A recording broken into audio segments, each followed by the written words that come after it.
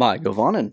Welcome to the Tolkien Lore Channel. I'm the Tolkien Geek, and in this video I want to help you understand and appreciate The Lord of the Rings a little better by explaining some of the use of Tolkien's archaic language. And Tolkien uses a lot of words that seem archaic, and some of it may seem gratuitous, like it's just using old-timey words for old-timey's word's sake, but it's really not. Tolkien, as a language geek, really chose his words with care. And in the particular cases that I'm going to be talking about today, I'm going to be going over the uses of thee, thou, thy, those archaic words for you. Those words have a specific meaning, much like in other languages. If you've studied French or Spanish or other Latin-based languages like that, probably other languages as well. I'm just not as familiar with any outside of that Latin-based grouping.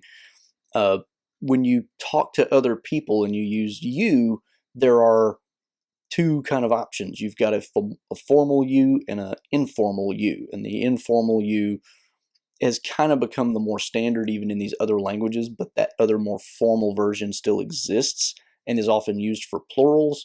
Whereas in our language, in English, thou, thee, thy is dropped out long ago, and none of us are really familiar with it except maybe in like Shakespeare, the King James Bible, instances like that, things that were written a long time ago that a lot of people still read. But the significance of it is the informality. It's not, a lot of us, growing up probably think like I used to, that it's actually a more formal way of talking because it's old-timey. It's not. It's less formal. And so I'm going to be going through a bunch of different instances of the use of these words in The Lord of the Rings and show why they're significant. So the first instance that I could find or remember in all of The Lord of the Rings actually comes pretty late. It's when Aragorn is talking about taking the paths of the dead, and the story of Isildur cursing the men of Dunharrow comes up, and in telling the story, the line of Isildur gets quoted as, thou shalt be cursed if we prove mightier than thy dark master, etc. And so here what we can kind of see is probably the implication is Isildur is kind of treating them with contempt for their cowardice.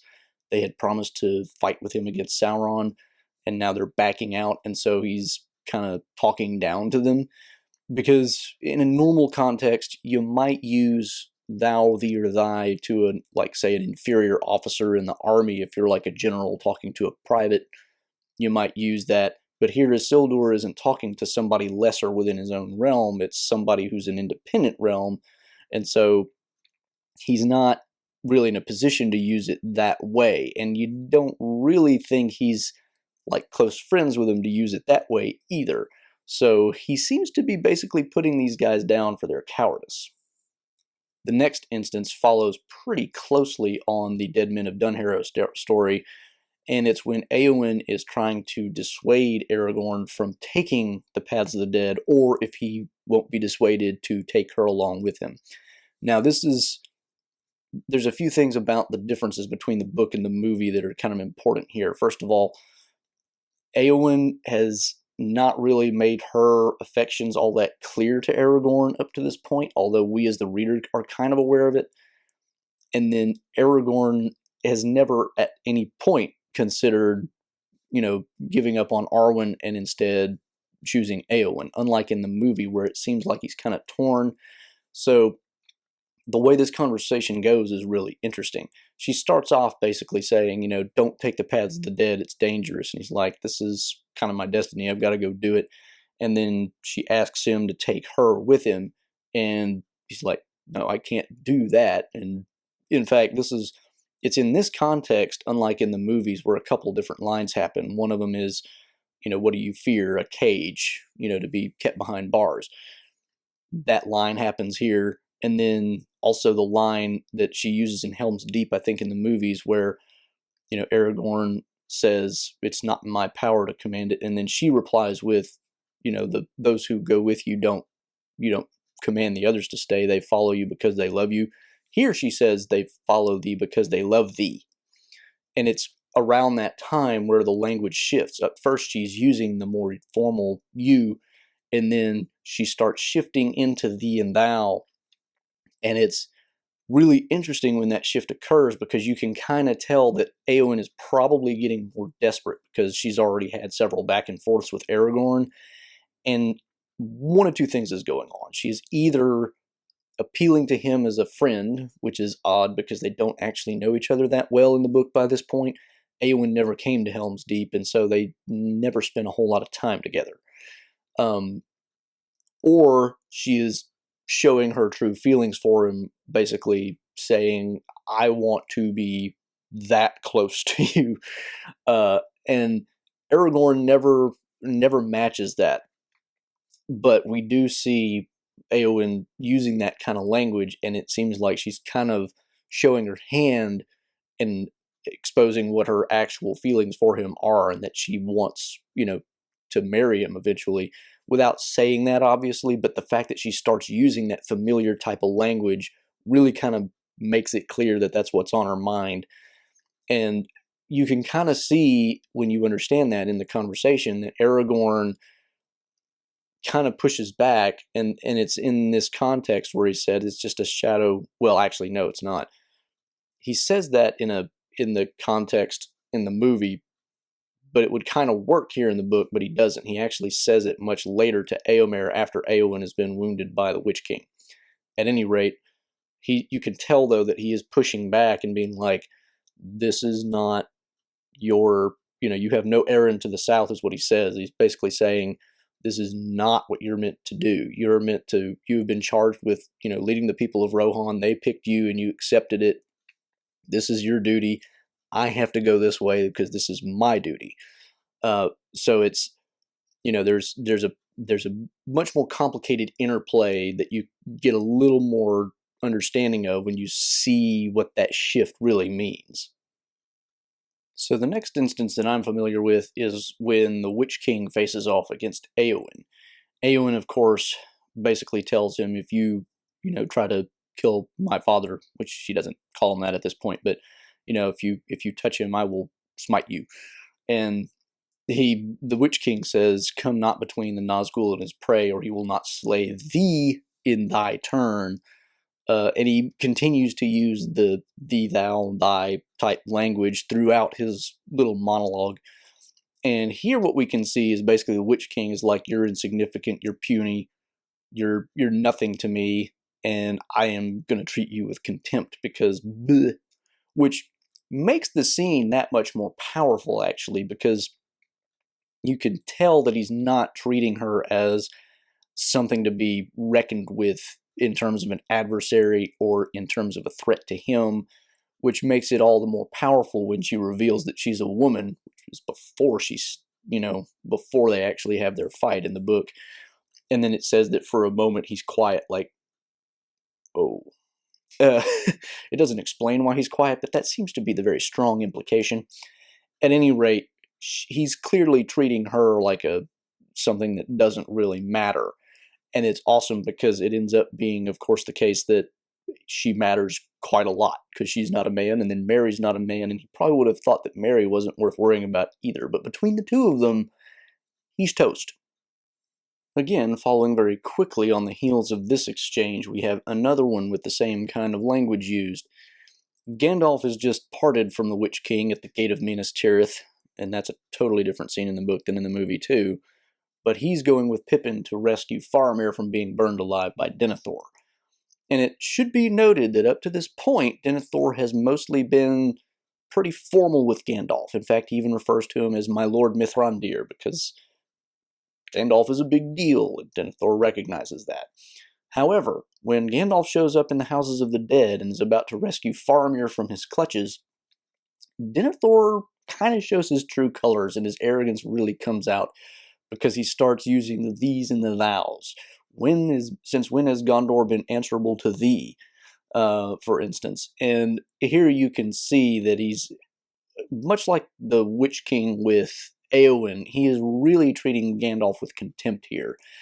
And you could always see that in their previous conversations, but he never really just let it show. Here he is just doesn't care. He is going to insult Gandalf. He is going to talk down to him because in his pride, he thinks he knows so much more than Gandalf and that Gandalf is just a fool, that he's no longer worried about keeping up the pretense of any kind of respect for Gandalf at that point.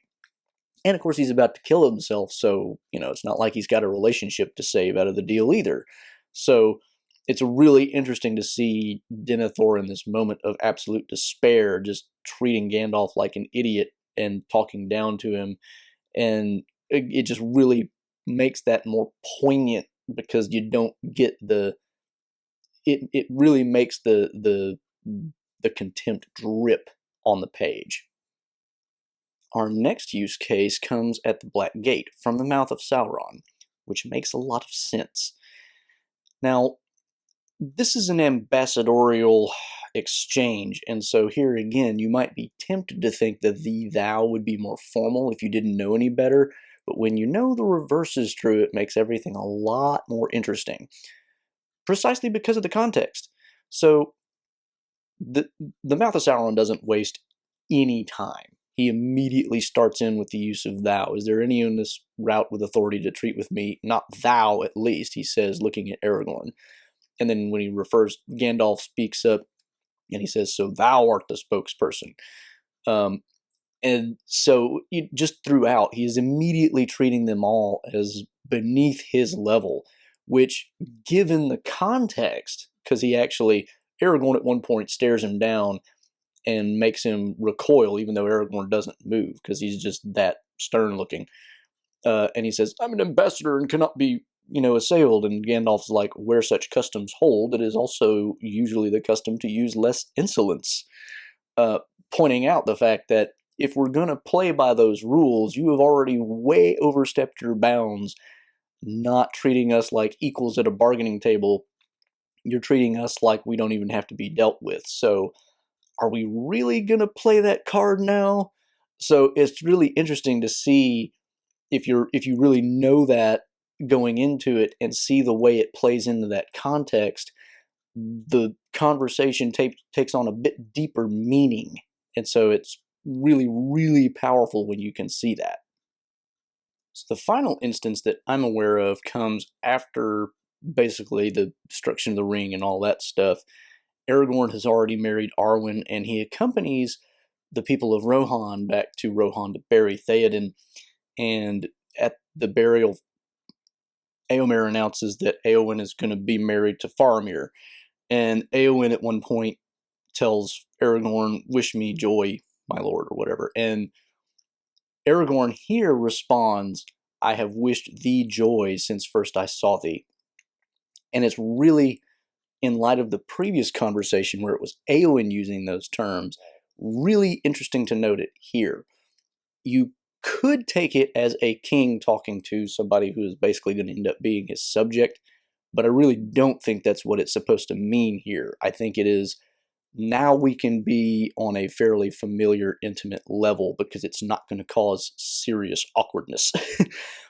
And so Aragorn is here not being standoffish. He is being intimate with her in a non-romantic kind of way, obviously, but he's being close. He's not standing off and being like, nope, let's not go there, let's not go there. He is acknowledging that they do have a friendship. And so it's really, really powerful when you can see this scene in light of the previous scene and you know all that exchange that's happened, because now Aragorn is really in the position of being able to say, now I can be more open with you and more free with you than I was before, because then there were reasons that just made it not really work out. So those are the ones that I'm aware of.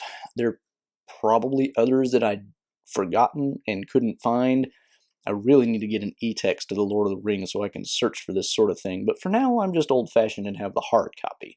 So if any of you are aware of another instance of the use of thee, thou, thy, that kind of language, point them out in the comments and we can discuss them there.